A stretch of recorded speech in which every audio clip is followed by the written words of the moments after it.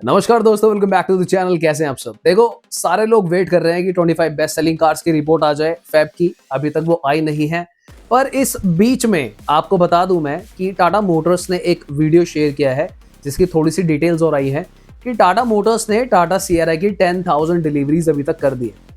अगर आपको याद हो, जब तक हमने लास्ट बात की थी कि टाटा मोटर्स ने 14-15 डेज में अराउंड 7,000 यूनिट सेल की थी। अगर मैं जनवरी की बात करूं तो फरवरी कंप्लीट था यहाँ पर। तो बहुत सारे लोग वेट कर रहे थे, इनफैक्ट मैं भी वेट कर रहा था।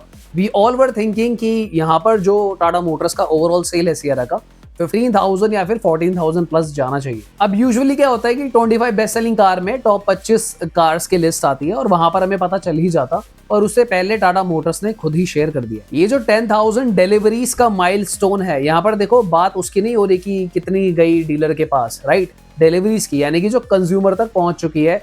सड़कों पर 10,000 टाटा सिएरा घूम रही है इंडिया में, और ये माइलस्टोन अचीव किया टाटा मोटर्स ने 6 वीक्स में।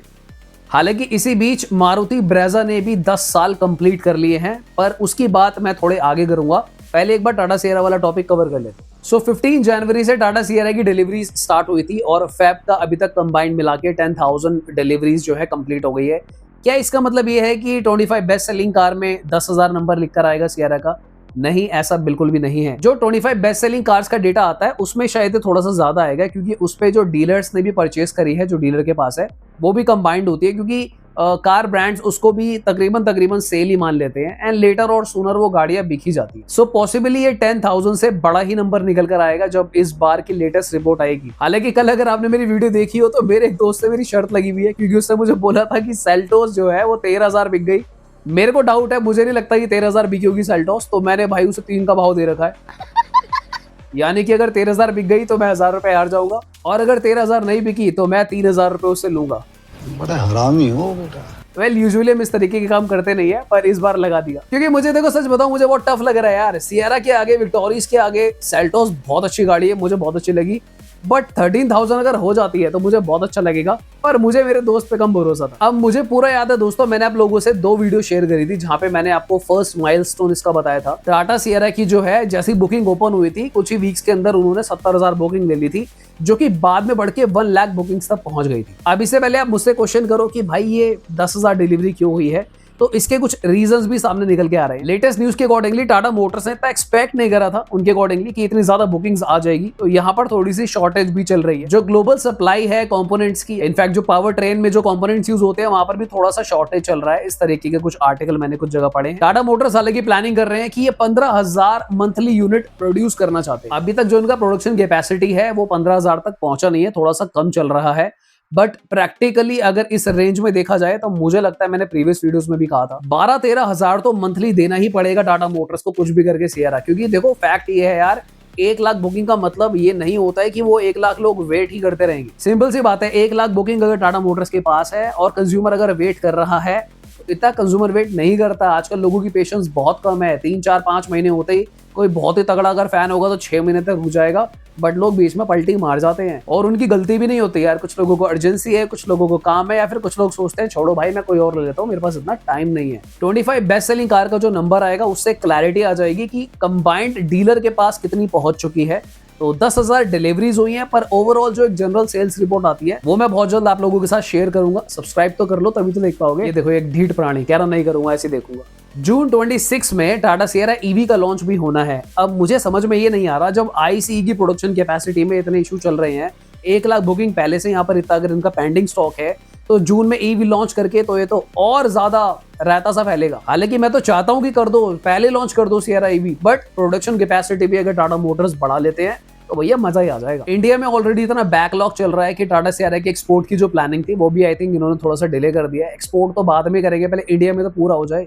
तो आने वाले दिन टाटा मोटर्स के लिए बहुत ज्यादा एक्साइटिंग होने वाले हैं। लेट्स सी की प्रोडक्शन कैपेसिटी कितनी बढ़ती है और 25 बेस्ट सेलिंग कार में सिएरा क्या करेगी। चलो अब बात करते हैं मारुति सुजुकी ब्रेजा की, जिसका आप लोग फेसलिफ्ट एक्सपेक्ट कर रहे हो। मारुति ब्रेजा मारुति सुजुकी की पहली कॉम्पैक्ट एसयूवी थी। 10 साल मतलब एक डिकेड ही हो गया ऑलमोस्ट। 10 इयर्स मारुति ब्रेजा ने कंप्लीट कर लिए हैं, और एक बहुत बड़ी जर्नी है।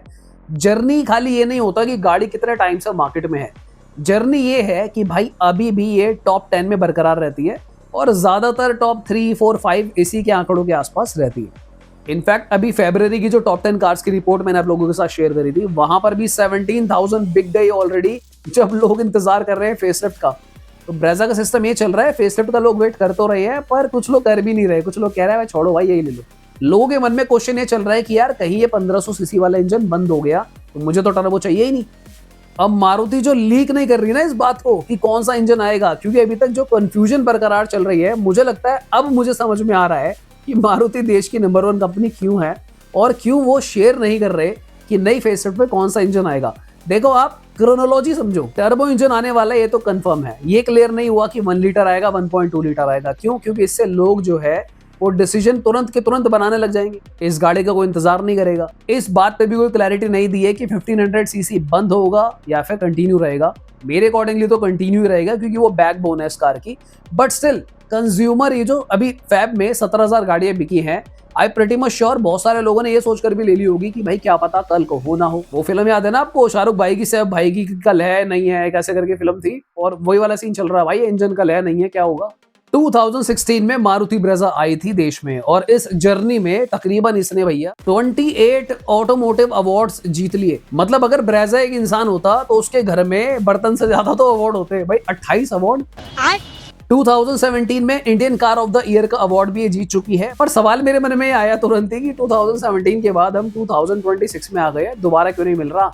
ले आओ फेसलिफ्ट भाई, टेस्ट कराओ, 5 स्टार लाओ और ये अवार्ड इसको दिलवाओ। इस जर्नी में ब्रेजा एक बार 4 स्टार ग्लोबल एनकैप से भी लेकर आ चुकी है, क्योंकि ग्लोबल सी प्लेटफॉर्म पर ये गाड़ी बेस्ड है, जिसको कभी कभी मारुति आजकल ब्रांड कर रहा है TECT प्लेटफॉर्म के नाम से भी, टेक प्लेटफॉर्म। अब हार्टेक की बात मैं नहीं कर रहा हूँ, ये थोड़ी कंफ्यूजन मेरे माइंड में भी थी पर अब नहीं है। हार्टेक वो है जो आपका बलिनो फ्रॉन्क्स वगैरह में है, बट TECT प्लेटफॉर्म पे आजकल लोग थोड़ा सा जोर दे रहे हैं। वैसे तो ऑलमोस्ट सबको ये बात पता ही है, पर अगर कुछ लोगों को नहीं पता तो मैं आपको बता दूं कि पहले ब्रेजा डीजल में भी आती थी, और जब ये इसका फर्स्ट आया था कॉम्पैक्ट SUV, तब इसमें सनरूफ वगैरह कुछ नहीं होती थी, जनसाधारण कार थी। और वक्त के साथ साथ नॉर्म्स को देखते हुए जो भी हमारे अपग्रेड्स आए भारत स्टेज से रिलेटेड, तो बाद में डीजल को बंद करना पड़ा। कंज्यूमर की डिमांड के तहत इसमें नए नए फीचर डालने पड़े, तो आज आपको इस गाड़ी में सब देखने को मिल जाता है। आई मीन नॉट ऑब्वियसली सब, बट अब जो ब्रेजा फेसलिफ्ट आएगी उसके अंदर आपको सब कुछ देखने को मिल जाएगा, जो कि एक्सपेक्टेड फीचर है कि भाई वेंटिलेटेड सीट डाल दो, अटैच डाल दो, ब्ला ब्ला। और भैया वो है ना कि मारुति का गेम अलग ही चल रहा है, मारुति शेयर ही नहीं करना चाह रही कि एग्जैक्टली क्या आएगा। और यही कारण है कि ब्रेजा की सेल अभी भी बरकरार चल रही है, नॉन फेसलिफ्ट भी वो 17-18 हजार सेल हो रही है। ब्रेजा के ऊपर मेरी पूरी डेडिकेटेड वीडियो है, वो आप जाके चेकआउट कर सकते हो, जहां पर हम लोगों ने एक्सपेक्टेड गेस करा था कि किस तरीके से दिख सकती है। अब आज की डेट में ऑटोमोबाइल वालों का कुछ नहीं पता चल रहा, कंपनी सडनली आपको धप्पा भी कर दे रही है, हमें भी धप्पा कर दे रही है, दिखा कुछ और रही है पर हो कुछ और जा रहा है।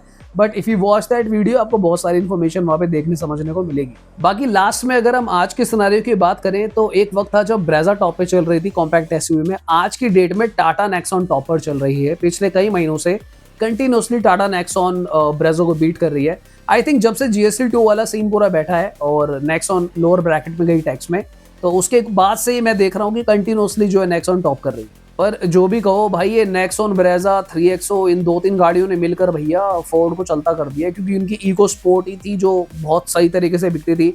और मैं सही बता रहा हूँ, अगर इको स्पोर्ट आज भी होती, फोर्ड आज भी होती, वो एक लौती गाड़ी ऐसी थी भैया, बिल्कुल ही सर्वगुण संपन्न, शादी कर लो तुरंत के तुरंत ही। मतलब गाड़ी का थोपड़ा भी बढ़िया, गाड़ी का इंजन बढ़िया, माइलेज बढ़िया, सेफ्टी बढ़िया, डीजल तुम ले लो। I mean what kind of car it was, that was a really amazing car भाई। बट अब क्या ही कर सकते हैं, अब फोर्ड इको स्पोर्ट है से था हो चुकी है। और हाँ दोस्तों, आप सभी को होली की हार्दिक शुभकामनाएं। ऑलराइट, तो मुझे लगता है हमने काफी सारी बातें कर ली, तो फिर आज के लिए इतना ही। मिलते हैं दोबारा किसी और दिन। सब्सक्राइब कर लेना, लाइक कर देना, शेयर कर देना। Bye bye, take care.